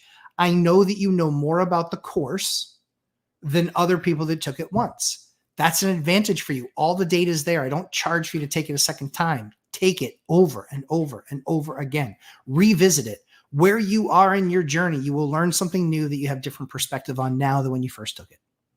Robert Finelli, if the Fed cuts rate, prices will explode overnight, and we are definitely getting 1 million triplexes. No way, dude. No way. Ain't going to happen. The market financially is so much softer than you think, Margaret. I promise you this. Banks are having trouble doing lending. They're having trouble doing lending. There's a lot of small banks in trouble, and the big banks don't want the exposure. $1 million triplexes that are used inventory, even if rehabbed, They are not going to happen in Manchester. It ain't going to happen. Ain't going to happen. I know that market too well. It's not going to happen because the rents can't support it. They can't support it. And when the Fed cuts rates, it's not going to make that big of a difference. The Fed will, I think, so Chester, I think the Fed will lower rates. I think it's going to be a lot slower than what the market wants. And I think that because of that, the market's going to go down. There's going to be more people that lose their jobs. There's going to be far more joblessness. I'm telling you, by beginning of next year, you're going to be at over 5% for unemployment rate. We were at 3.3, 3.2. We're going to be at over 5. I'm telling you, jobs is what matters. Jobs is what matters. And now, coincidentally, after I've been saying it for months, now they're actually paying attention to jobs more than they were, and they're making that more the thing that they're watching. Telling you, it's because that's what's going to give them the opportunity to have the least amount of pressure in reducing rates. But look at the margins that the banks are getting. Guys, look at the margins. They're able to look at what the FHLB. So for me, it's the Federal Home Loan Bank of Boston. And a lot of people, a lot of banks around here peg to their 5 or peg to their 7. And when they do, and then they add their, you know how many basis points they're adding on top of that? 275. Do you know what that tells me? Banks are in trouble and they need to make a lot more money on those loans to make up for all the ones that they locked in at 4. You know why I know this? Because I talk to bankers every single week, multiple of them, and not low-ranking bankers, high-ranking bankers that are in those rooms. I went to School's First Credit Union today to talk about loans. They said I need to be a member to talk to their senior loan officer, and I need to be a teacher to be a member. Oh, that's interesting. Next. Yeah, I understand that. I see that too. Laura San Diego, my PM advised me not to increase rent on renewal. I did the binder on the PM. Both tenants, duplex, renewed their lease, one in August and the other September, both rent increased. That's why I hate PMs, because most of them suck when they're lazy. Well done. Good job. Chris Culp, awesome. Thank you. You're welcome, friend. Sorry it took me. I just had to get the answer, and I finally got the answer. Yeah, good job. Good job, Laura. Oh, Mrs. K. Hey, Senya. Hey, Matt. In your opinion, how do Section 8 rentals do during recessions? What types of rentals do well in recessions? That's a great question. Diversity of tenant pool does the best. That's what's called bulletproofing your profile, your portfolio. Bulletproofing your portfolio is what does best. And that means all different things. I couldn't cover it today because I spent about, over an hour on it, maybe an hour and a half on it in the course. So I couldn't cover all that, but Section 8 does perform okay. Here's the problem. Guess what happened in my market this month? Section 8 rental went down. What they pay went down. Just a fact. Went down. Can't puff it up forever. Sorry, guys. I'm telling you, market is going down. It is. Zoob says it's not, but I'm at minus 10% on the median price. He believes flat. Dion believes up. I know that it's continued to go up, but those numbers are 60 to 90 days old. 60% of the houses in my market have price reductions on them. Just saying. And it's not a crash. They're just not getting as high as they thought they were going to get. That's what's actually happening. That's what I believe is going to happen. I'm not sitting here turning into a crash, bro. I'm the correction, bro. I believe it's going to correct. That's what I think happens. Fire Nice. My DIL teaches private school in Niagara Falls. So granddaughter gets free tuition, Montessori, and beyond. That's awesome. I love that. LOL. It was them, not me. Yeah, I know, right? The wealth building journey, got to believe to keep me motivated and move my ass. Oh, stop, Robert. I'm telling you, dude, you're doing fine. You're trying. When you start doing unnatural things to get your growth, that's when people get into trouble. That's why I think a lot of these YouTubers that are out there, and it's pump, big, tons of units, and they're looking at their debt. I think that there's big boys that know a lot more about debt and markets than they do, because they've been doing it for 5 years after all. There's this one guy that drives me absolutely up a wall. And I actually disconnected from him on Facebook because he was stealing literally everything I said and then adding 2 cents on that didn't need to be added on. And he's been non-existent, and he's going to get in trouble. You mark my words. In 2 years, he's going to be drowning in debt and not have the equity to pull out. So what's going to happen then? He's going to be giving back some properties is what he's going to be doing. Sorry, just gotta check. Make sure.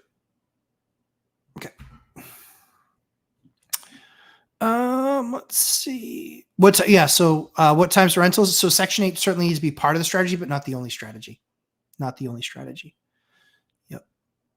How should I could go about understanding how I can lower expenses, be more efficient with expenses? So that's a great question. So like we kind of talk about in the course, when we look to optimize a unit, what are we looking to do? We're looking to get all the utilities into the tenant's name. We're looking to reduce our cost of maintenance, but usually a lot of times water and sewer are our responsibilities. So here's a great tip, believe it or not. If you look at a triplex, and a lot of times you'll have a couple toilets in each of the units, you'll have 6 toilets, you'll have 3 showers, you'll have 6 sinks. Do the math on what it takes to change out the toilet's usually your biggest. I went into one of my units. I had to use the bathroom. I realized they had a 3.5 gallon per flush GPF. That's gallons per flush. The toilet that I use is 1.2 gallons per flush. Every single time it goes like this, it uses triple the amount of water. Triple the amount of water. Triple. So guess what happened? That toilet got changed. And that's going to cut my water bill to a third. Do the math. Low flow shower head. A little bit like a Kramer Jerry Seinfeld episode, but still worth it. It's 10:30, but I'm going to keep on going. I know that I'm behind on questions. How far behind is the question? Why are a lot of banks struggling right now? Because deposits left for the bigger banks because the bigger banks are too big to fail.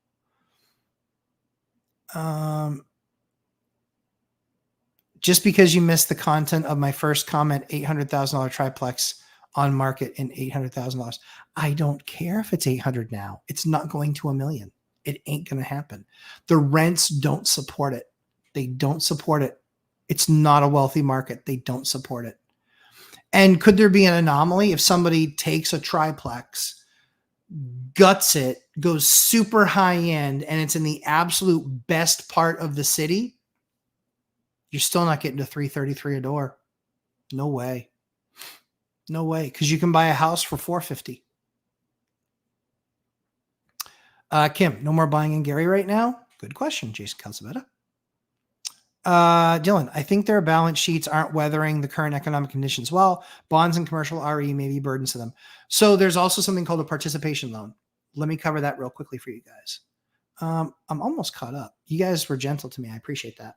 Took me the whole show to catch up, but there's something called a participation loan. Here's how a participation loan works. There's, let's say, a borrower who needs $20 million for a project. The bank says, I really like this deal. I really like this borrower. I want to do this deal, but I can't have that much exposure. I can't have $20 million exposure on one deal.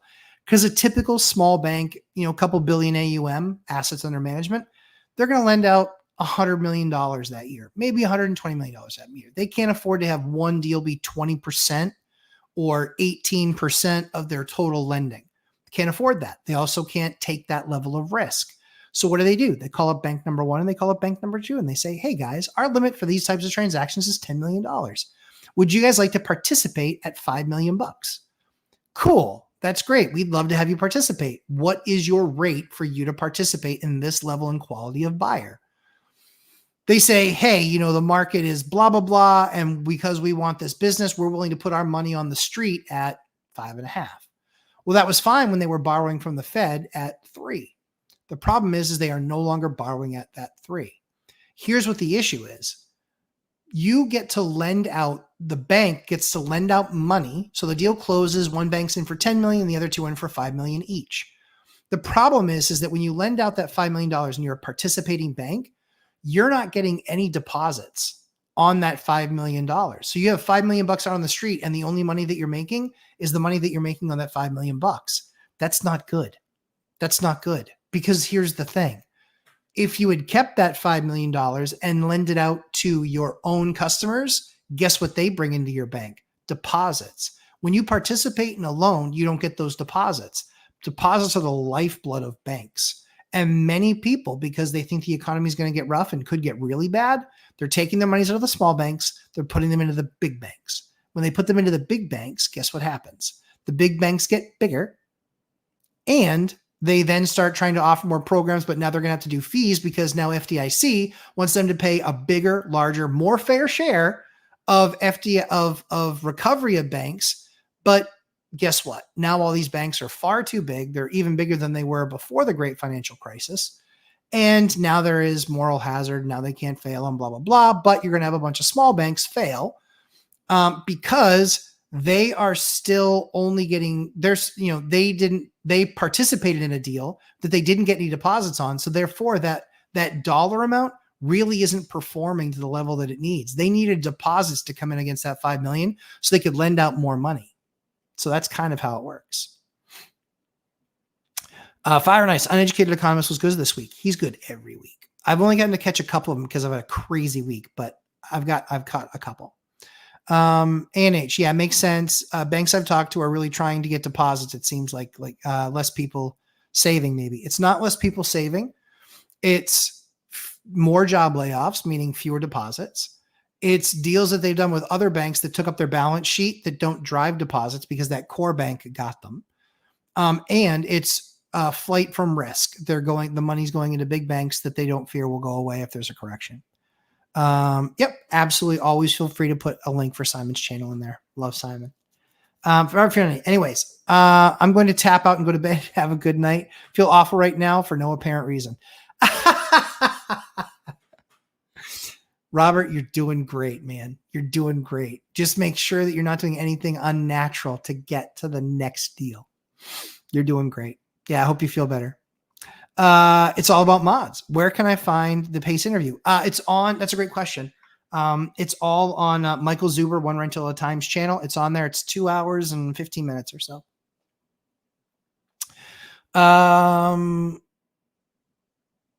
Laura 70 here. Hi, Gary. I've been a credit union member 15 years, and they won't lend me money. Yes.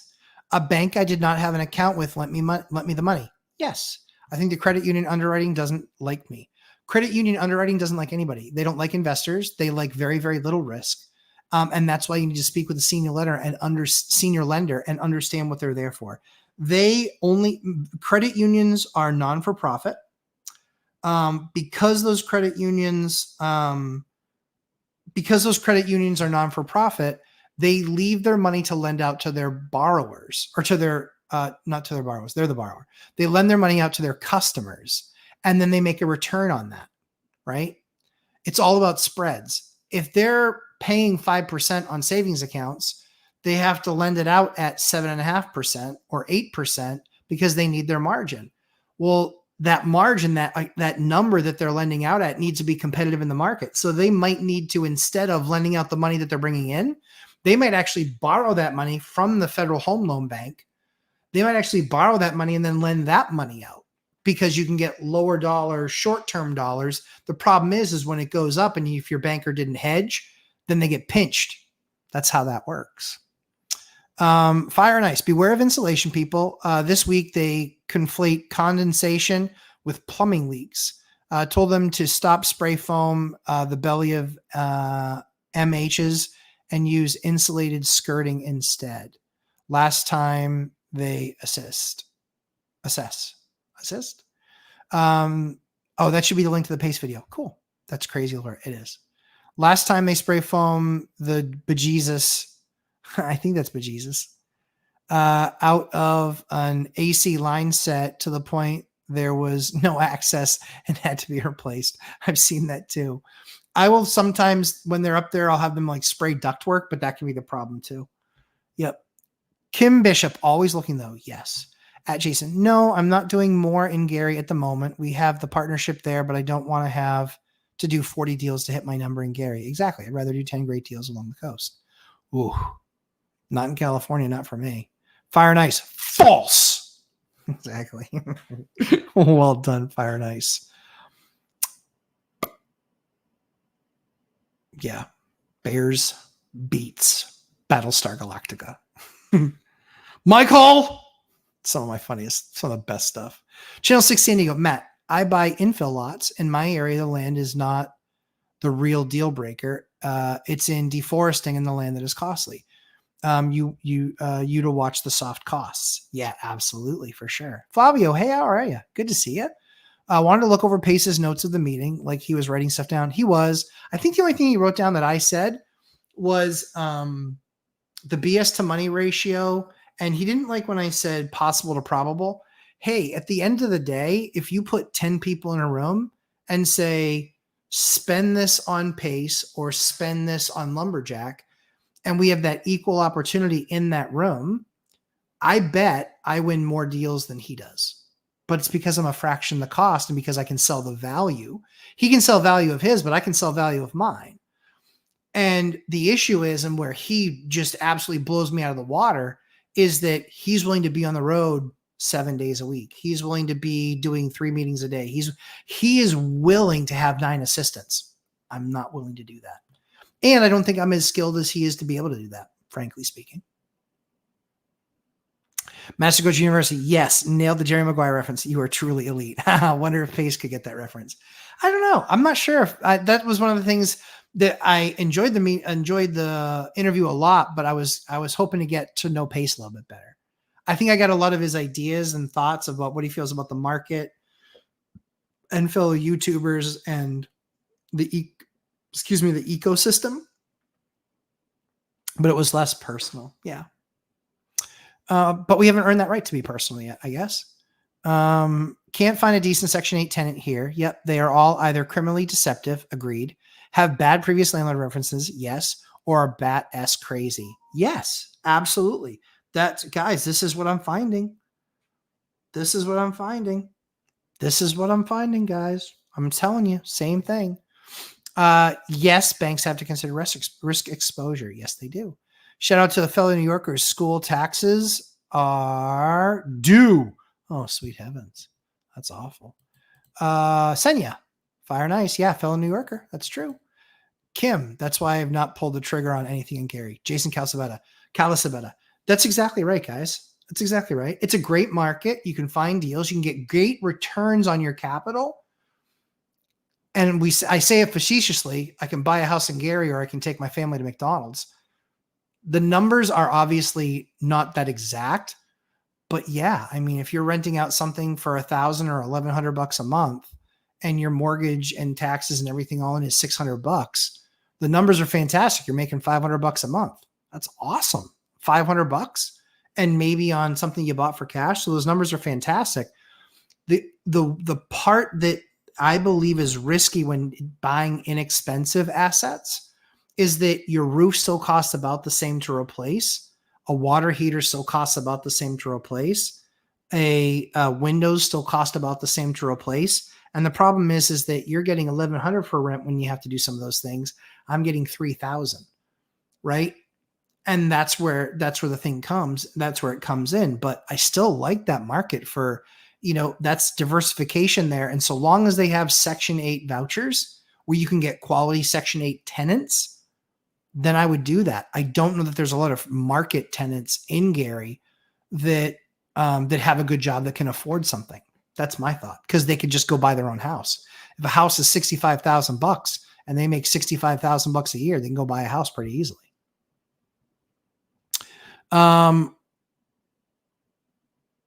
Channel 6 San Diego, more deals to Lumberjack, hands down. Thank you, Channel 6. I appreciate that. I think it's just a math thing. I think when he's trying to sell something that's $17,000 and mine's $1,000 and even throwing boot camp, and so it's $2,000. 2,000 to 17. What person? I'm the same person. I spend the 2 to see if it fixes me. Because what's the 2 compared to the 17? The 17 better work. The 2,000, can I learn anything from that? Absolutely, I can. Absolutely, and that's going to make me better. And the other thing too is I've not taken Pace's course, so I don't know if there's a bunch of property management stuff in there. But that's what helps you become elite, is understanding what something costs. You need to know that, a piece of sheetrock mudded and taped and hung in your market is $80. That means when you walk around the house, you can go, yeah, this is about 200 sheets, at $80 a sheet.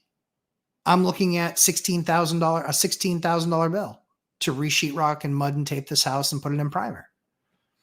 When you walk a house, that's what you need to be able to do. That's what the course teaches you. Now you just need to get more familiar with it. Quoting, getting quotes, talking to those vendors, understanding how they price, and then you're in a better spot. More deals to Matt because he speaks accurately. I think Pace does too. I like him. Dylan McMahon, my cold calls are starting to lead to a lot of warm introductions. Feels pretty good watching network grow quickly. Dylan, congratulations, man. That's awesome. I love it. You're doing the hard work, bro. Good for you. Yeah, good for you. It impresses me every time you say my last name correctly. So few do. I mean, it's really not that hard. Calasabetta. It's the way it looks. It's the way it's spelled. Yeah, it's so good, Dylan. Congratulations, man. That's good. Dylan, what type of tenants are you renting to for $3,000 a month? Roommates, college students, families, some families. I have some Section 8 tenants at $3,000 a month.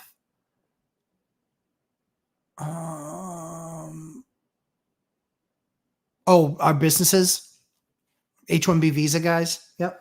That too. Yes, sir. Yep. Dylan, it's great. Took some time, but I had fun and it's paying off. That's awesome. Matt. Yeah. What, Chris? Oh, Matt, I inherited one prop with PM. I'm ready to exit. Yep. Any counsel on process and watch out on removing a PM as we shift to self-manage, as we are doing for the other 20 units in our portfolio. Yeah, I would probably pay them on the way out. And just say, hey, we want to transition this, just to the way that we manage the rest of our portfolio. That being said, we'd like to offer you, and make it aggressive, make it a big number. We'd like to offer you whatever the number is, $75 an hour, $100 an hour, to just answer our questions over this transition time as we go through it. Is that something you'd be interested in? That's what I would do. I would overpay them for their access and for their knowledge.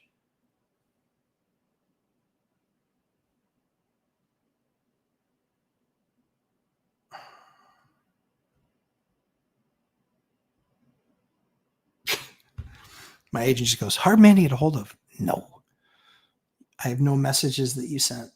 So I just said, what do you need? Kim Bishop, Gary is great in so many ways, and playing the long game there is the way to go. Give it 20 years and everyone will be jealous of those who were lucky. Yep. When they bought today, potentially. Yep. Potentially possible. But if the majority of your tenants are any one thing, which is the majority of tenants are Section 8 there. The challenge that you have is that program might not be able to grow. That program might get cuts. That program might find embezzlement, like I believe happened in the past. So that's just a risk. That's just a risk when you're only getting one type of tenant. That's just a risk. But I think I have opportunity to accelerate along coastal states, but California is rough. I wouldn't expand in California. That's just me. Unless you have massive teams there and you already have all the rules knocked down and stuff. Yeah, I mean, I wouldn't be jumping into a market where they hate landlords and that they make it difficult on you. I don't understand why you would want the difficulty. Oops. Didn't mean that. Sorry. Wrong button. How'd showings go?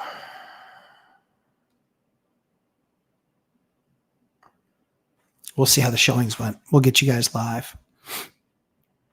This is what I do at 10:40 at night. I'm talking to my agent. See? Dion doesn't do this. Doesn't need to. Because he's right-sized. I'm placing my first subsidies tenant next week in a one bed of my duplex. Cool. Placing your veteran in need. Love it. We will see how it works out. As much as I love veterans, you have to treat them the same as everybody else. You gotta. How are they going to pay for it? What's their ability to stay? What requirements do you have for them? I love veterans, and we've built houses specifically, or units specifically for veterans and disabled veterans specifically, but I still have to adhere to my criteria. What's average income of tenants? Oh, it ranges all over the place, Dylan. When you've got a place with 4 roommates, we have one place that 2 of them work at BJ's. One of them works as a receptionist somewhere else. Between the 3 of them, they make 130,000 bucks a year, right around there. So they qualify.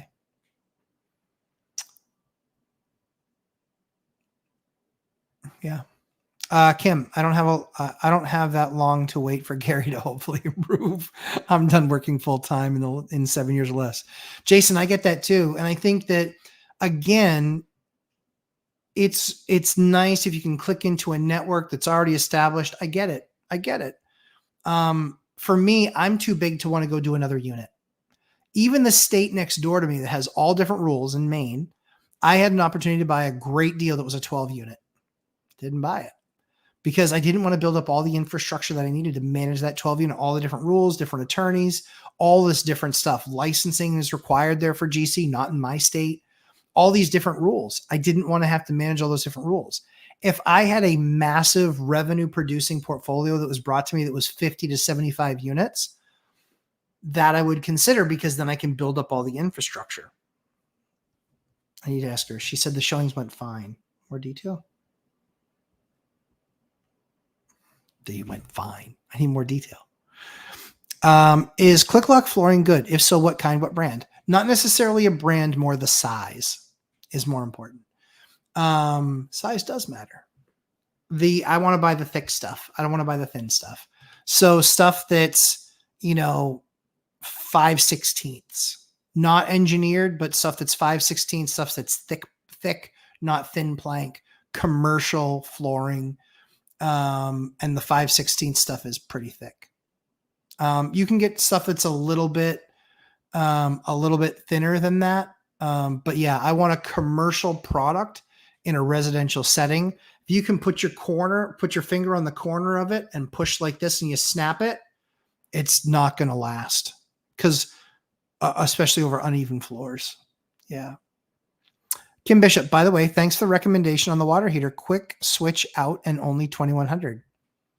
So Kim, thank you. I don't want to use you as an example. You're welcome for the feedback. I'm glad it worked out, but here's an example. In Gary, let's say you're making $300 a month on a single family house. And based on your cost basis, that might be 25% return on capital. It's crushing, right? You're killing it. 25%, you're killing it. Water heater goes, boom. The 21% doesn't matter. The fact that it was $300 a month of profit and that you just spent 7 months of profit on a water heater. That's where the bigger money and the bigger rents. The water heater costs me $2,300 installed or $2,200 installed, slightly more than you. Actually, no, yeah, slightly more. I think we just did one. I want to say it was like $1,700, 17 or 18, and that was a gas one. But again, here's the example. Even if it's 2,100, you just wiped out 3 months of profit. For me, even though I'm not making 25%, but I might be making 20, or even 15. Let's say, let's get nuts and say it's the first year or something like that. But that 15% is going to be, I'm making 15 points on 100 grand. So I'm making $15,000. I'm making $1,250 a month. So I wipe out a month and a half of profit versus 7 months of profit. This is where the trade-off comes in on inexpensive markets. The roof still costs you $6,000 or $7,000, cost me $8,000, but my rent's $3,000 or $2,500, and your rent's $1,100 or the rent's $1,100. That's where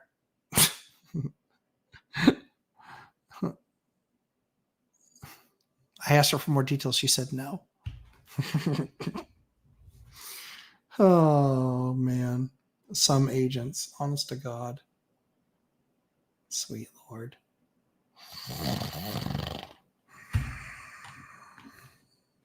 I'll yell at her tomorrow.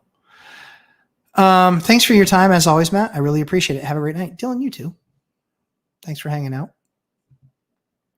Kim Bishop, amen. This was a single family house in Oregon, but it's a slim profit there now due to my own inexperience and learning. I understand. Yeah, obviously I'm not coming down here. I'm not giving you a hard time, but that's where it matters, right? Even a single family house, like that's what kills you. That's what I hate about single families. Listen, Zub got rich doing single families, although he mainly got rich, I think, on having the timing right on exiting single and trading into, because he went from 8 houses to 80 units. That's where he gained a lot of his wealth, and then went back and started buying stuff for fractions of the penny, and that's good. But in this market right now, the reality is paying 6.5% or 7%, buying a house towards the top of the market, rents being as high as they've ever been, but the margins aren't there to replace a water heater. And that's a water heater, $2,100. If it's a roof, it's 8, 10, 12 grand.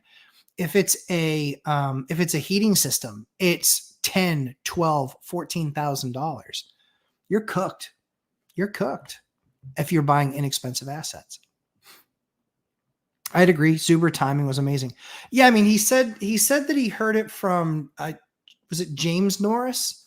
So I think that he had gone to those seminars, and that's the thing that clicked for him. Was he's like, yeah, based on what I'm seeing here, it's time to exit. So he saw what he was saying. That guy's since passed, but he credits him largely for a lot of that success, because he wouldn't have known that was the time to sell, because he sold at the tippity top. He bought for like 100, 130 or something, sold for 300, and then it was auctioned. And then at auction, I think that house ended up selling for like 50 grand or 60 grand, So yeah. Yep, for sure. Lars. Hey, Matt, I jumped on. Maybe you mentioned this earlier. Have you started going through emails? Do you want me to resend so it's buried? Nope. I started going through emails. I actually have stuff that I'm working on the marketing group with this week just to get the boot camp started. So that's where focus is right now is, we're starting some time there. Hey, Mark, good to see you. I'm sorry if I missed you earlier. Sorry about that. Did I miss you earlier?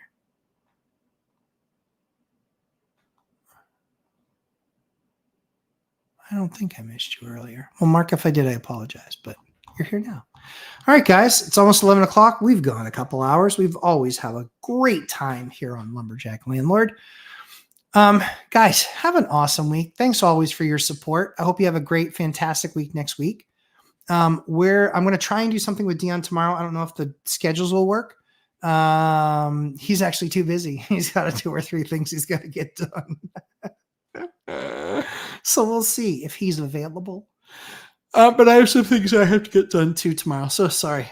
It was a long day. Channel 6, you're welcome. Lovetto, you're welcome. You guys are welcome. I'm always happy to spend time with you guys.